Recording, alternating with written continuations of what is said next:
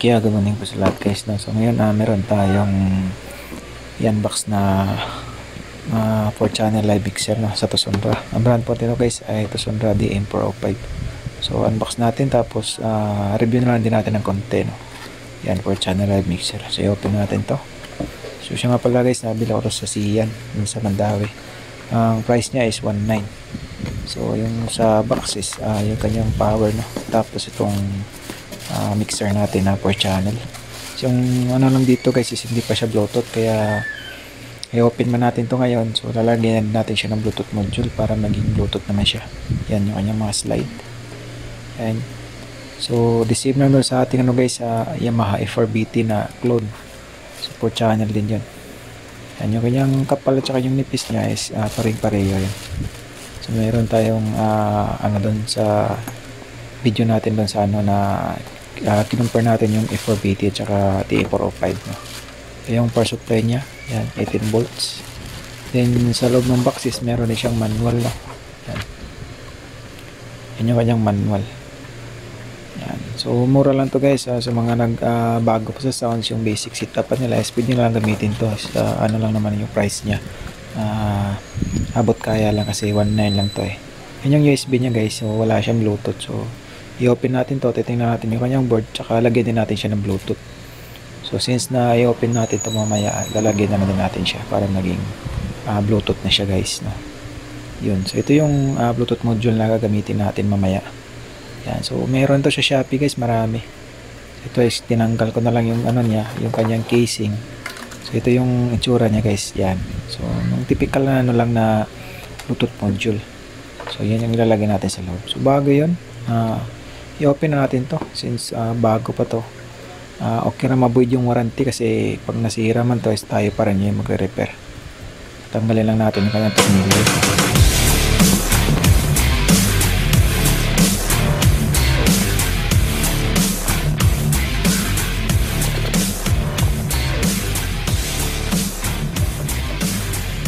Alright, sa likod pinreward na lang natin kasi masyadong mahaba. So yun guys, ito yung board niya. So kulay green. Yung sa Yamaha F4BT natin is kulay yellow. So check natin yung kanyang mga components mamaya kung sino yung mas madaming ano dito, yung components siya. So bago yun, tatanggalin muna natin yung kanyang mga knobs at saka yung kanyang nuts sa PL para matanggal natin itong board. So dito meron pa tayong slot para sa ating Bluetooth module. Tatanggalin lang natin itong mga knobs, tapos balikan natin.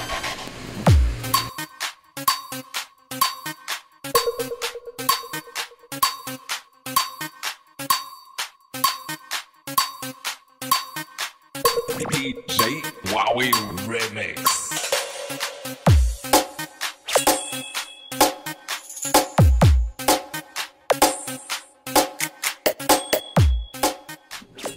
Okay, natanggal na natin lahat, no? So yan yung magiging itsura niya. So wala na siyang knob, tapos tatanggalin na natin yung kanyang board. Yun, ito yung kanyang main board guys, no? So bali ano lang naman to, save lang dun sa Yamaha. Yung Yamaha lang natin is meron siyang display, then naka Bluetooth siya, ito wala. So ito yung laman niya guys, no? Yan yung board niya, green. Tsaka yung op amp niya is 455 siguro to, or NA533 ba. So the same lang yung pala guys dun sa Yamaha F4BT. Yun yung kanyang slide, swabe din, smooth. Yan. So yung mga potentiometer niya guys is goods naman, kasi sa Tosundra is wala silang clone kasi original brand nila yung Tosundra. So yun yung maganda doon guys, kaya nagbabala kayo magbili ng mga ng mga sounds, yung pang basic setup lang is pwede kayo mag-Tosundra yung brand kasi mura lang sila guys. Then yung brand nila is original talaga na sa kanila. Yan. So ang gagawin natin, ito yung USB nya. So lalagyan natin ng Bluetooth module kasi ito hindi pa siya Bluetooth. Yung gusto ng nagpabili nito is maging Bluetooth siya. So yun na yung board niya guys. So ang gagawin natin ngayon, babalik muna natin to. Tapos ilalagay natin yung ating Bluetooth module. So para makabit natin yon, hanapan natin siya ng pwesto, no? So balik natin, kabit lang natin to kasi sinilip lang naman natin yung load niya. So same lang pala dun sa ano guys, sa Yamaha F4BT. Yung kanyang board is maganda din, kulay green. Yung sa Yamaha natin is kulay yellow. So itong USB na to, dito tayo kukuha ng input dyan. Yung out ng ating Bluetooth, ihinang natin dito sa input ng USB nya. Yan yung out ng USB. Parallel lang natin. So para maging wala tayong masyadong wiring. Yung gagawin lang natin dito is tatanggalin muna natin to kanyang USB module. Yan. Nakikita natin sa board meron siyang in. Yan. Yung ano niya, yung out pala, yung out ng USB papunta dun sa board ng mixer natin. Is doon natin ikabit yung ating out ng ating Bluetooth module. Tapos yung supply niya is 5 volts. Ikakabitin natin dun sa kanyang supply ng USB. Yung USB module na. Yan. So lalagyan na tayo ng wire. Ito yung out ng ating Bluetooth module. Yan, kung nakikita nyo, yan yung out nya, right out tsaka left out, then ground. Ito naman yung kanyang power supply na 5 volts. So yung gagawin natin, tanggalin mo natin yan. Ihinang natin dito sa out din ng ating USB, papunta na dun sa mixer natin na input. Yun. So parallel lang to guys, hinang lang natin dyan sa likod yung out ng Bluetooth, left and right tsaka ground is paparallel natin dun sa ating USB module para pag nag-power yung ating mixer is automatic na mag-power on na yung ating Bluetooth. So maghihintay ka na lang, mag-connect ka, then pag naka-connect na is tutugtog na yun. Yung volume niya guys, yung slider niya is the same lang, 3 and 4. Yung bali yung left and right channel ng ating mixer, yung 3 and 4 na ano niya, input. Yun yung magiging control ng ating Bluetooth module. Kasama na dun yung ating USB. Yan. Ihinang lang natin dito yung kanyang power supply. So ingat lang guys, merong polarity yung ating power supply. So kung mas mabuting i-check nyo talaga yung kanyang polarity kasi pag nabaliktad to is hindi kagana guys. Yan.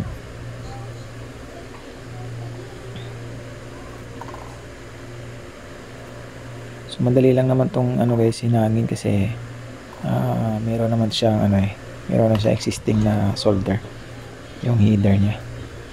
Ayan. So kalimutan natin guys, yung ating 5 volts is meron siyang polarity. So kung sakto yung kulay niya, yung red at saka itim, yung red is positive po yun. Tapos yung itim is negative naman. So ano na lang din guys, pa double check na lang din kasi yung iba kasi yung JST connector is minsan is baliktad eh. Yan, so ano na lang yun, double check na lang din para mas safety ng ating pagkabit nito. Yun. So ganun lang guys, ganun lang kadali lang pagkabit natin ng ating Bluetooth module. Yan. Tapos susunod natin itong ating input. Yan yung baling out ng ating Bluetooth, left and right is parallel natin dito sa out ng ating USB module para papunta doon sa input ng ating mixer. Yan. So ano din guys, check na din yung kanyang level kasi baka magkamali kayo, yung ground na connect nyo sa in kaya yung right, okay lang magkabaliktad yung left and right kasi tutunog din naman yun. Yung ano lang, yung ground lang, yun yung critical doon. So yan guys, connect na natin. Tapos babalik natin itong kanyang USB module. Tapos yung Bluetooth module natin is abalutin natin ng tape para iwas din dyan sa short din sa ating mixer.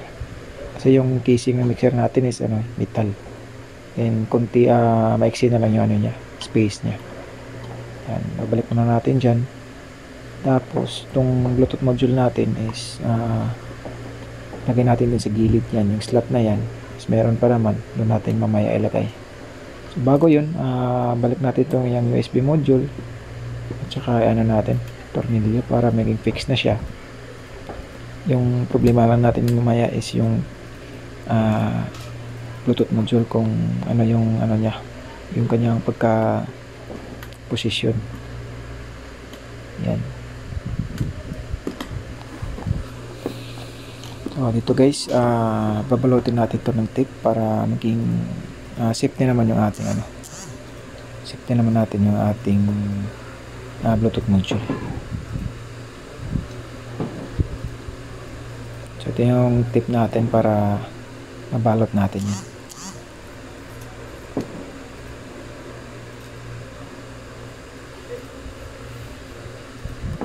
So gagawin lang natin to guys kasi ano lang to, yung board natin naka-open siya. So for safety purposes lang din, lagyan na natin ng tape para kung sakaling umalog-alog man siya o kaya gumalaw is hindi mo siya ma-short sa body ng ating mixer o kaya dun sa mga components na nasa likod ng board nya. Yan. So pang safety lang yan guys. So huwag niyong balutin lahat, yung ano lang niya, yung kanyang likod at saka harap. Yung sa gilid is okay na, is wala naman yung hindi naman yung ma-short. So ano niya, ano nyo lang yung wires niya, iayos nyo lang para mas maganda naman tingnan yan.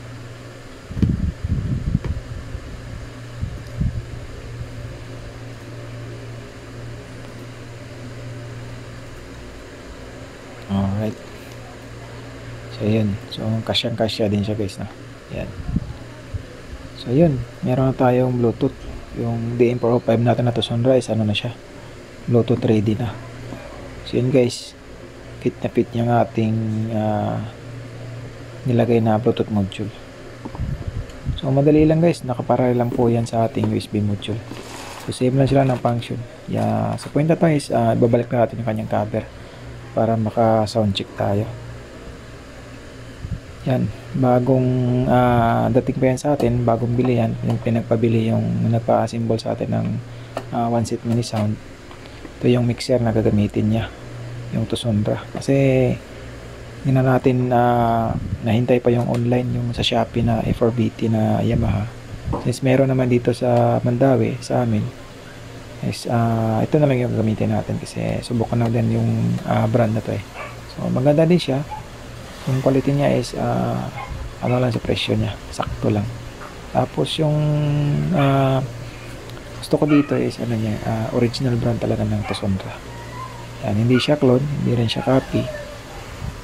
Yan, so yung brand talaga nila yan mga ka-sounds na. Yan. So babalik natin lahat ng tornilyo niya, pati yung kanyang knobs. Tapos sound check natin ngayon yung ating DM405 na Bluetooth na.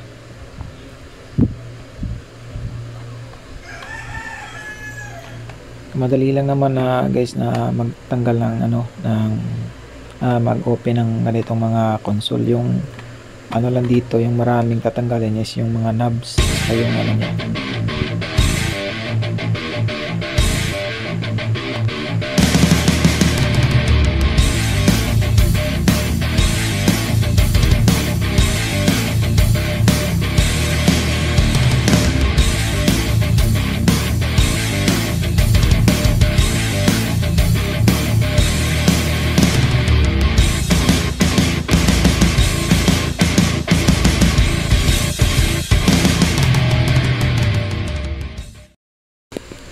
Okay, so tapos na, nabalik na natin lahat. Yun guys, yan, check muna natin yung mga slider nya. Wala bang diba na-conflict yung pagbalik natin. Yun. So smooth na smooth, bago pa rin. So brand new po yan guys. Binaklas na natin para matingnan yung kanyang laman at saka nilagyan natin ng Bluetooth. Yan, yung warranty sale nya is na void na. So okay lang yan. So ano ko naman yung Tusundra, subok ko na yun kasi meron din akong mixer na ganito sa amin So hanggang sa ngayon di pa rin siya pumapalya, goods na goods pa rin yung kanyang tunog tsaka yung mga knobs niya. And then yung slider niya guys is okay na okay. Yan. So sound check natin to para makita natin yung Bluetooth niya. Yun guys, nandito na tayo So ito yung input natin yan. Lalagay natin sa output ng ating mixer. Tapos check natin yung ginawa natin Bluetooth. Yung slider niya is yung Trento. So hanapin lang natin dito yung Bluetooth na. Yan, connected agad yung name ng Bluetooth niya guys. Tapos play tayo ng audio.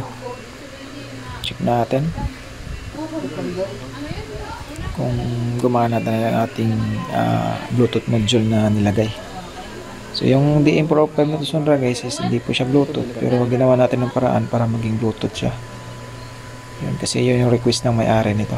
Gusto niya Bluetooth. Yan, merong Bluetooth para hindi na siya mahirapan sa pagbili pa ng mga cord para sa cellphone. Yun.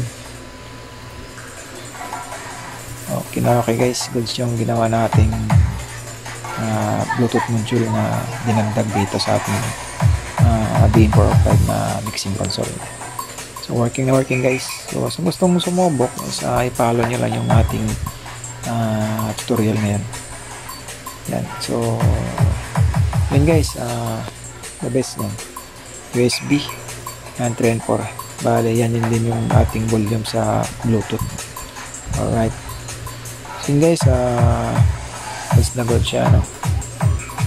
So meron tayong Bluetooth. Yan.